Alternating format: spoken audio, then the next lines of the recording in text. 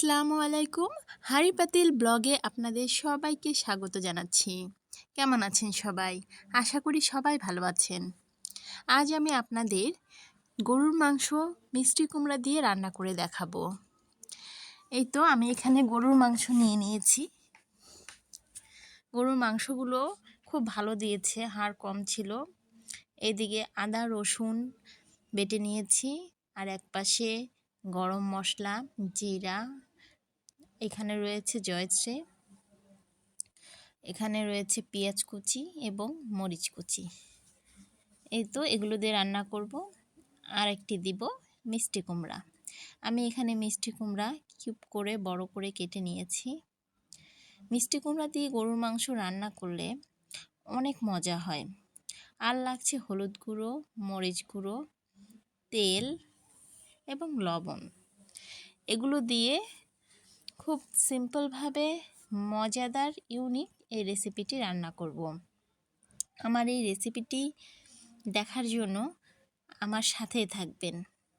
তো এই যে কড়াইয়ে আমি প্রথমে গরুর মাংসগুলো পরিষ্কার করে ধুয়ে এখানে দিয়ে দিচ্ছি। গরুর মাংসগুলো দেওয়ার পরে এখানে আমি একে একে সকল ইনগ্রিডিয়েন্টসগুলো দিয়ে দিব। এখানে দিয়ে দিব পেঁয়াজ কুচি, মরিচ কুচি, এরপর দিয়ে দিব একে একে আদা বাটা, রসুন বাটা এবং যে গরম মশলা জিরা একত্রে রেখেছিলাম সেগুলো দিয়ে দিব। তো দিয়ে দিলাম। এরপর এখানে আমি একে একে গুঁড়ো মশলাগুলো দিয়ে দিব। এখানে আমি হলুদ গুঁড়ো, মরিচ গুঁড়ো, লবণ এবং এখানে তেল দিয়ে দিব। হাতের মধ্যে তেল নিব, আমি বেশি একটা তেল দিব না, কারণ গরুর মাংসে এমনিতেই তেল অনেক বের হয়। এরপর যদি বেশি তেল দেওয়া যায় তাহলে এটি স্বাস্থ্যসম্মত হবে না। তেল বেশি দিলে অবশ্যই গরুর মাংসটি টেস্টটা বেড়ে যায়, কিন্তু আমি অল্প তেল দিয়ে রান্না করব। এই যে আপনাদের দেখুন আমি কত অল্প তেল দিলাম। তো এই তেল দিয়েই এই মাংসটাকে খুব সুন্দরভাবে ম্যারিনেট করব। এই মশলাগুলো দিয়ে যত ভালোভাবে নাড়াচাড়া করব, মাখাবো, তত ভালো এই মাংসের ভিতর মশলাগুলো ইনজেক্ট হয়ে যাবে এবং এর টেস্টটা হবে দ্বিগুণ। কারণ মাংসের ভিতরে কষে কষে যদি এই মশলাগুলো ঢুকে যায় তবে আসলেই এর টেস্টটা অসাধারণ হয়। তো এই তো আমি ভালোভাবে মশলাগুলো দিয়ে মাখিয়ে নিচ্ছি গরুর মাংসগুলোকে।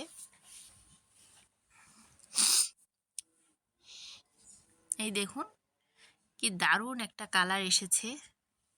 আমি প্রায় 5 মিনিট ধরে এটিকে মাখিয়ে নিয়েছি। এরপর এটিকে আমি কিছুক্ষণ রেখে দেব রেস্টে।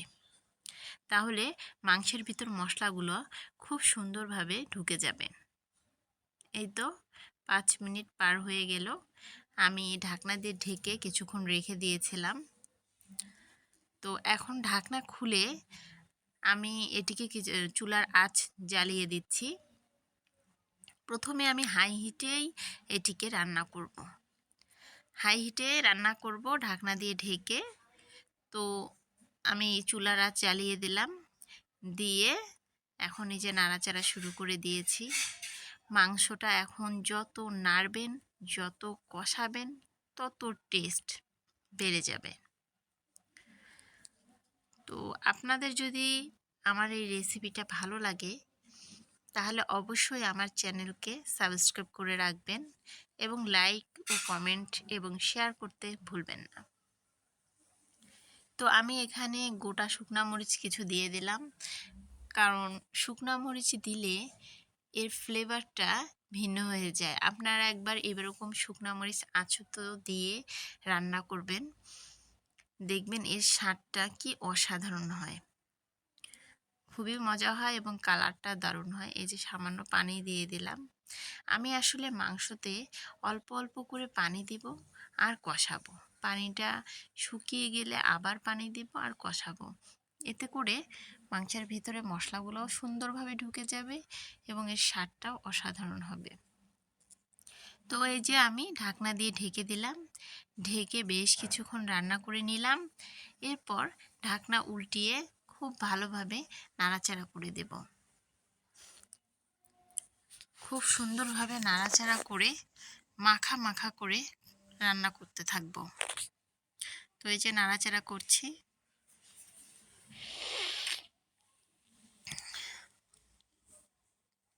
সুন্দর একটি কালার চলে আসছে। এটি কেবল একবার পানি দিয়েছি, মাংস থেকেও কিছু পানি বের হয়েছে। আবার আমি ঢাকনা দিয়ে ঢেকে দিলাম। ঢেকে দিয়ে বেশ কিছুক্ষণ রান্না করার পর যখন পানিটা কমে আসবে, তখন আমি ঢাকনা উল্টিয়ে আবার কিছুক্ষণ কষাবো। আসলে আমি আগেও বলেছি, এটি যত কষানো হবে তত এর টেস্ট বেড়ে যাবে। মাংস বলেন, তরকারি বলেন, এই সবজি বলেন, কষানোর উপরেই স্বাদ নির্ভর করে এবং মশলাগুলো যদি সঠিক পরিমাণে হয় তবে এক কথায় এর স্বাদ অনন্য।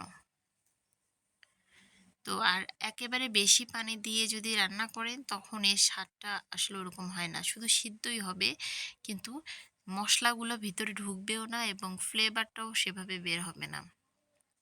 তো দেখুন এই যে সাইডে তেল উঠে এসেছে।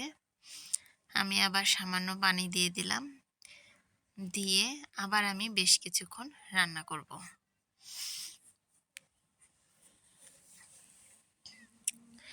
এই তো রান্না হচ্ছে। আমি আবার ঢাকনা চেপে দিব। ঢাকনা দিয়ে আবার 5 থেকে 7 মিনিট আমি রান্না করব। অর্থাৎ যতক্ষণ না পানিটা শুকিয়ে আসবে ততক্ষণ আমি রান্না করতে থাকবো। দেখুন তেলটা প্রায় সাইডে ভেসে উঠেছে। ঠিক এই মুহূর্তে আবার আমি কষাবো এটাকে।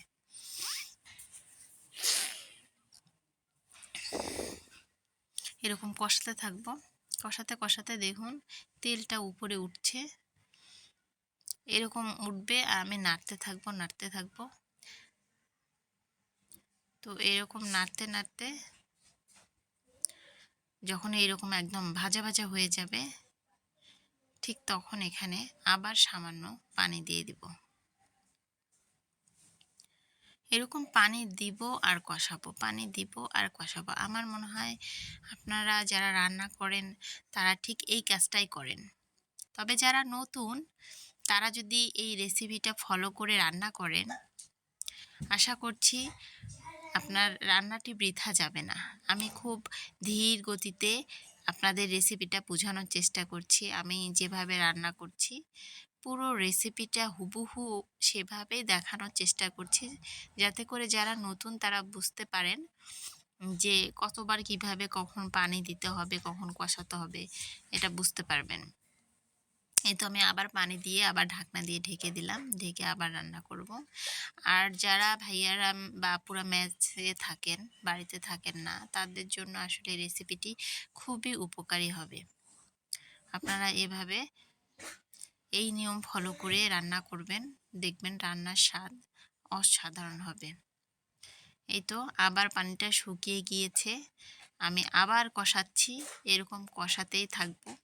যখন মাংসটা একদম সিদ্ধ হয়ে আসবে, ঝোলের পানি দেওয়ার আগে আগে আমি এই তেলে কষানো মাংসের ভিতরেই গোটা গোটা মিষ্টি কুমড়াগুলোকে ছেড়ে দেব। কারণ মিষ্টি কুমড়া যেহেতু নরম খাবার, এটি যদি আগে দিতাম তাহলে এটা গলে যেত এতক্ষণে। তো আমি মিষ্টি কুমড়াগুলো একদিকে সিদ্ধও করব, অন্যদিকে এটা আস্তেও থাকবে, ভেঙে যাবে না। তখন এটি খেতে খুব মজা লাগে। তো এই যে মিষ্টি কুমড়া দিয়েও আমি প্রায় 5 মিনিটের মতো এটা কষিয়ে নিয়েছি। আর একটা দিক খেয়াল রাখবেন, তরকারি ঝোল কোনো কিছু যেন কড়াইয়ে লেগে না যায়, কারণ লেগে গেলে এর স্বাদটা নষ্ট হয়ে যাবে। তো এই যে আমি ঢাকনা দিয়ে ঢেকে দিয়েছিলাম, এই তো পানি দিয়ে সামান্য অল্প একটু পানি দিয়ে এই মিষ্টি কুমড়া দিয়ে আমি এটাকে আবার কষিয়ে নিচ্ছি। এরপরে আমি ঝোলের পানি দেব, তাহলে মিষ্টি কুমড়ার ভিতরেও মশলাগুলো সুন্দরভাবে ঢুকে যাবে। তো এই তো নাড়াচাড়া করছি। মশলাটা কমে আসা পর্যন্ত, অর্থাৎ ঝোলটা কমে আসা পর্যন্ত অপেক্ষা করব। আসলে এখন ঢাকনা দিয়ে ঢাকার তেমন কোনো প্রয়োজন নেই, কারণ এখন যদি আমি ঢাকনা দিয়ে এটিকে ঢেকে দেই তাহলে মিষ্টি কুমড়াগুলো গলে যাবে এ কারণে আমি ঢাকনা দিয়ে ঢাকবো না, আমি ঢাকনা খোলা রেখেই এটাকে কষিয়ে নিব। তো এই দেখুন মিষ্টি কুমড়াগুলো প্রায় সিদ্ধ হয়ে এসছে, কি সুন্দর কালারটা দেখাচ্ছে। তো আমি এখন ঝোলের পানি দিয়ে দেবো এখানে, দিয়ে যখন এরকম মাখা মাখা হয়ে আসবে ঝোল শুকিয়ে, তখন নামিয়ে পরিবেশন করব। দেখুন কি অসাধারণ হয়েছে দেখতে, এটি খেতেও কিন্তু সেই স্বাদ।